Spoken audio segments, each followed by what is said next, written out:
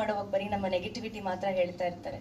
But ನಿಮ್ಮಲ್ಲೂ ಛಲ ಇದೆ, ನಿಮ್ಮಲ್ಲೂ ಹಠ ಇದೆ, ನಿಮಗೆ ಗೊತ್ತಿಲ್ಲದಿರುವಂಥ ದೊಡ್ಡ ಶಕ್ತಿ ನಿಮ್ಮಲ್ಲಿದೆ ಅಂತ ಪ್ರತಿ ಸಲ ನನಗೆ ಹೇಳ್ತಿದ್ದು ನನ್ನ ಫ್ರೆಂಡ್ ಜಾನ್ವಿ. ಸೊ ಅಲ್ಲೂ ಕೂಡ ನನ್ನನ್ನು ಯಾವತ್ತೂ ಬಿಟ್ಕೊಟ್ಟಿರ್ಲಿಲ್ಲ. ಬಿಗ್ ಬಾಸ್ ಮನೆಯಿಂದ ಹೊರಗಡೆ ಬಂದರೂ ಕೂಡ ನನ್ನ ಪರವಾಗಿ ಎಷ್ಟೇ ವಿರೋಧ ಇದ್ರೂ ಕೂಡ ನಾನು ನಿಮ್ಮ ಜೊತೆಗಿದ್ದೀನಿ ಅಂತ ಹೇಳಿ ಸದಾ ನನ್ನ ಜೊತೆ ನಿಂತಿದ್ರು.